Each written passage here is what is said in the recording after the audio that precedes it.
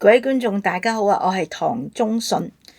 新一年咧好快就到，同過去咁多年一樣，中信咧就會用新一年嘅立春八字，同大家推算下2026丙午馬年嘅流年運勢。2024年我對2025月至蛇年嘅點題係靈蛇伏地急亂竄，群魔起舞萬轟籌。覓生機嘅重點在於貼地，不急不亂不喘。蛇年呢，仲有唔夠2個月咧就完㗎啦。相信大家咧應該已經有所感受。每年做新預測嘅同時咧，都係對往年預測複核嘅時候。大家可以去睇翻準唔準啦。講翻2026丙午馬年，先提一提大家，馬年呢係由2月4號凌晨4時2分立春開始計嘅，但係年初一呢就係2月17號，即係咧春節前就已經係馬年㗎啦。馬年我點嘅題呢係赤馬同中若幽壑山南險象緊追蹤。咁大家呢睇到呢一個熒光幕丙午年庚寅月己酉日丙寅時，呢個就係2026年立春八字。同算命一樣，我哋咧就先定格局唔少人可能判為正格身弱，學理上咧可以叫做成立不過咧即係中信嘅睇法咧就同坊間咧有少少唔同。呢個八字咧，我判為假專旺格。有下面幾個比較明顯啦，而有意思嘅特點。第一個特點咧就係半成火局，矛盾進擊。第二個特點咧命局回克運戰咧就闖禍。第三個特點係傷官見官，為禍百般。第四個特點咧就木多火旺，烈火烹油。第五個特點咧就係假專無比，財不入袋。都係嗰句啦，學理咧難明，唔講咁多啦，直接講大家最有興趣嘅預測啦。綜合上述嘅特點，表現出嚟會係點呢？假專旺嘅意思就係自我中心、強權領導、易走極端、失衡不定。如果呢個八字係人命，咁我會咁樣形容佢：喜華時，愛掌聲，強領導，走兩極，頻闖禍。簡單講，由於咧我大晒呢種咁嘅心態就唔係好肯聽人講。豎起之旗帶住一班人咧就衝㗎啦。但係如果眼光唔夠，咁好容易咧就搞錯風向。帶錯隊俾人坑一班人咧就跟住食塵。作為領頭馬如果揀錯方向咧，就係即係會一條路走到黑好難翻身嘅。呢幾個特點喺香港反映喺政治、經濟、民生、樓市、股市、健康災禍等各方面，有唔同嘅啟示嘅。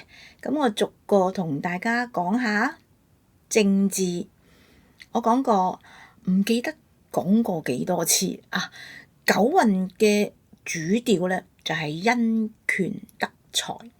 我只可以咁講政治非常重要從前埋頭揾錢，政治冷感冇問題，但係而家唔得㗎啦政治咧融入到生活每個角落必須上心。有一種講法咧就話只有一個聲音可以避免無謂爭拗做事咪更有效率咯。唔理你認唔認同，呢個同立春八字咧就相當配合馬年呢毫無懸念香港作為超級聯繫人，唔可能唔受世界影響。各國咧就各持己見，各出奇謀，咁難以和諧嘅，咁領導層咧都內部矛盾重重啊。馬年咧仲要矛盾進擊互懟就越演越烈添，民怨咧更加沸騰啊，無力再撫平啦。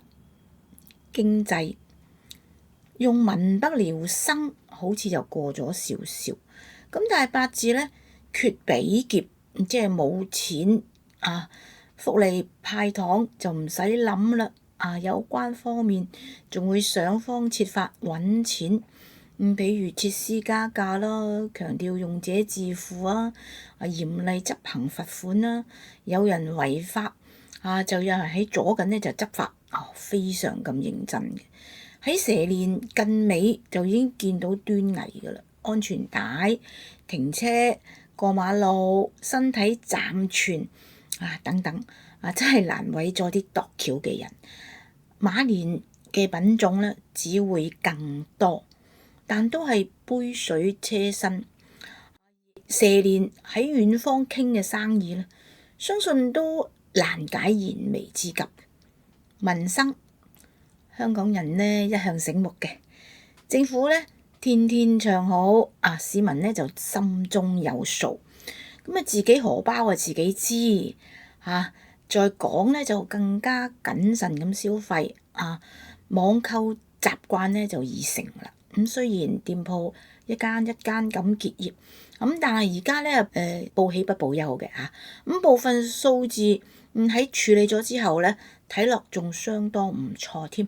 咁只可以話馬年咧就會更嚴峻，更加兩極化，營商環境咧更艱難，小市民咧只能留港生存，外出咧就去感受生活。股市上年我預測今年仍然係有反彈冇大升，板塊咧就係波動換位，蛇年要衝破3萬點咧千難萬難。咁結果大家咧都睇到啦，馬年咧就烈火烹油，股市咧就係會乘勢上升，咁但係升得快跌得仲快，咁可謂大上大落板塊咧更加兩極化，好嘅升到你唔信，唔好嘅跌到你驚，千祈唔好揀錯方向會一失足成千古恨嘅。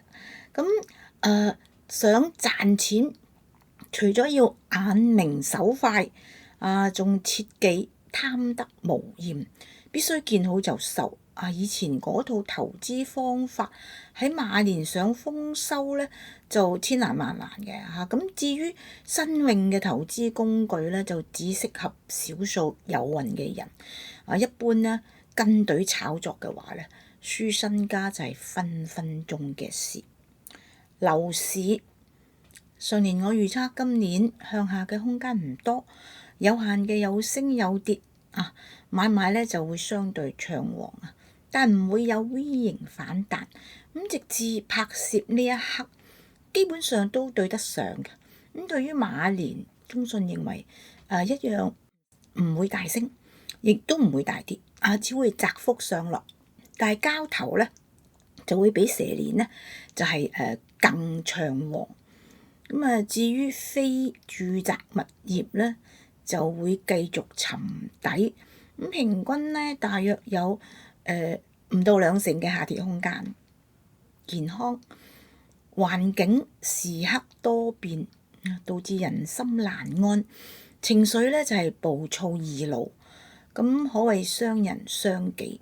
公營嘅精神治療資源不足嘅，咁私營嘅咧一般人又難以負擔。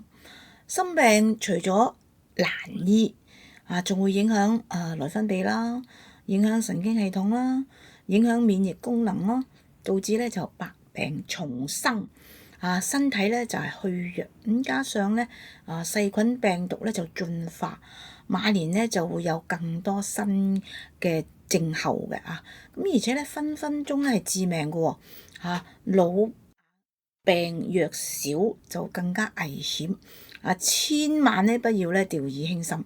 咁預防咧勝於治療，心靈健康咧可以從靜坐冥想啦，方面入手啦，增強自身嘅歸宗平衡嘅能力啦，身體鍛鍊方面，太極同瑜伽咧都係好嘅選擇。災禍，上年我預測2025蛇年嘅天災人禍會比2024兔年多，咁結果咧就傷痛不斷。咁2026馬年嘅天災人禍咧，會比2025蛇年咧更嚴重，數量更多，大勢已成，屠夫奈何。本來咧係冇諗住解釋嘅，不過拍片前呢，有觀眾留言問大埔火災有咩啟示咧？咁道祖講嘅禍福無門，為人自招。簡單講，災劫嘅緣由係人做錯事人禍源於人嘅無明私心，人心不正，天降災劫係示警。古人呢就會自省嘅，可惜咧現代人對天地無所敬畏，就只會以自然災害咧就去理解，更加唔會自我檢討。人心怨氣積累，人發殺機，天地反覆。大家好好咁參詳下，有興趣可以留言，我另拍一集講解。最後咧總結下，整體嚟講，馬年咧就會比蛇年好嘅。咁但係凡事咧就兩極，同蛇年一樣，上半年咧會比下半年好。火土行業咧就比較旺。呼應九運。馬年覓生機嘅重點在於埋堆，單打獨鬥想功成名就，實在相當困難。如果你單挑大勢力，更加可以死無葬身之地。當然埋錯堆一樣冇出頭嘅。馬嘅其中一個特點係跑，向前向上不回頭，行好運啱方向就快人一步，理想達到啦。行衰運錯方向就行先死先戰屍底㗎，咁所以大家跑之前一定要認清方向。2026年立春八字嘅解構就講到呢度啊，咁有嘢想講可以喺下面留言俾我。祝大家呢個馬年萬事如意，健康快樂，家庭幸福，財源廣進。多謝大家。